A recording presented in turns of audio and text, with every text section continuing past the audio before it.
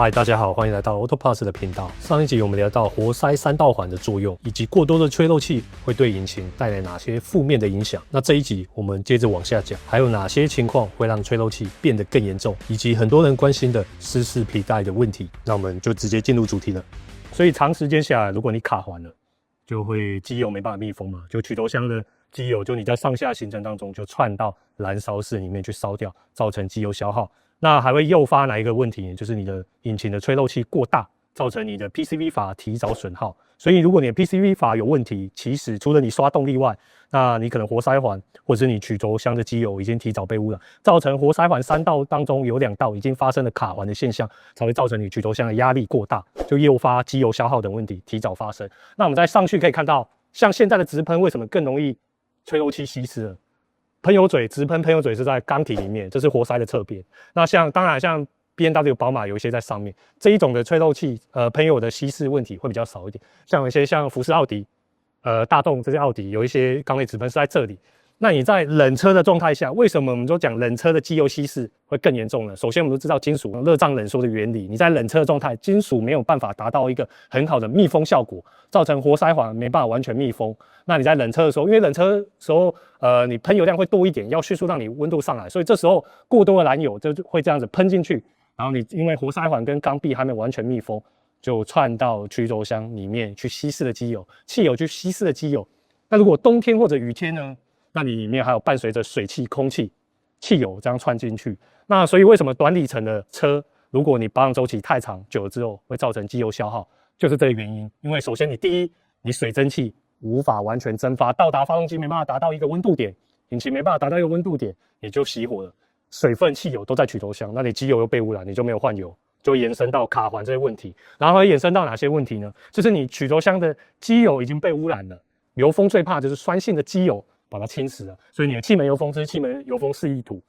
中间是导管，然后这是油封，黑色是油封。你正常状态机油是这样子，气门盖上面，机油是一样在凸轮那边流动。那如果硬化了呢，你就从导管这边流到燃烧室，从导管这样流下来到燃烧室就烧掉了。那机油它不是燃料啊，它不是可燃烧，它就会变成硬化的积碳，然后硬化的积碳长时间下来会变怎样？这些碳粒就卡在这里，就变成这一个样子。那通常到这个问题呢？其实你用像 AutoParts 的产品，你都没办法改善了，你就要大修去根治这个问题，因为这太严重，已经完全卡死了。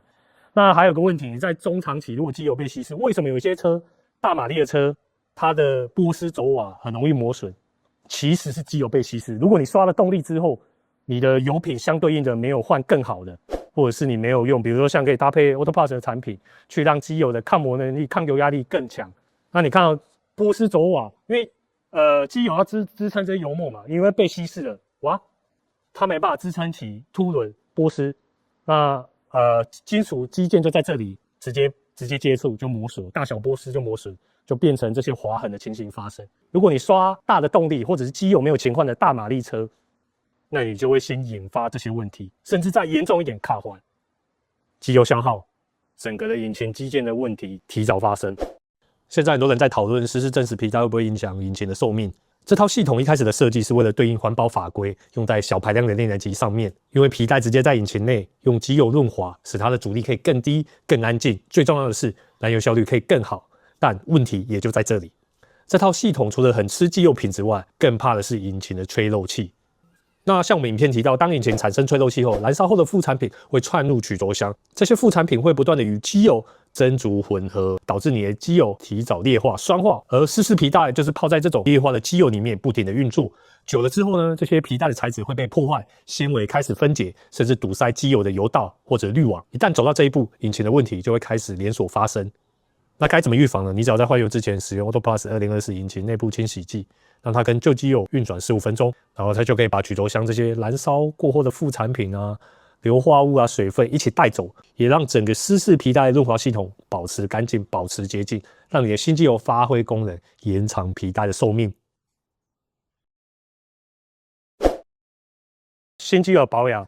要怎么避免像涡轮波斯或者是活塞这些侧裙的磨耗呢，那我们就可以在换新机的时候添加2025 TGDI 抗磨保护剂，不管 NA 或者是涡轮车它都适用。它最重要，你加入之后跟你的好的汽油混合，在你的高压的移动部件上一层保护层，可以降低你的磨损，避免损耗。尤其是波斯轴瓦这一块，尤其是你刷的动力，那它可以加强你的新机油的磨耗油墨支撑，避免这些磨损的问题提早发生。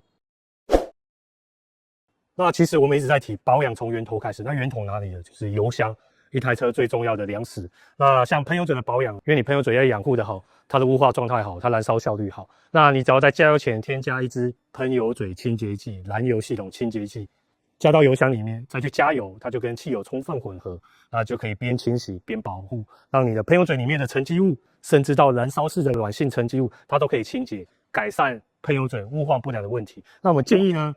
如果你是跑长途行驶的，那你就每5000公里使用一次。那如果是在市区短途行驶，我们建议每3000公里就使用一次，边跑边清洁了，那你的喷油嘴就可以维持一个很好的雾化状态，恢复动力，那保持你的引擎在一个最健康的状态。如果今天的内容对你的汽车保养知识有帮助，也别忘了订阅我们的频道或分享给更多爱车的人。另外，如果你本身是汽车维修厂、改装店或者底盘店，想了解 AutoPlus 的产品与实际应用或者合作方式，也可以直接加入我们的 LINE， 画面上有 QR code， 可以直接扫描，或者搜寻 LINE ID AutoPlus 100，我们会有专人与你对接，了解你的店家情况，再提供更详细的产品资讯与合作方式。那期待有更多的店家加入 AutoPlus 的家庭，让更多人知道，其实保养不只是换油这么简单。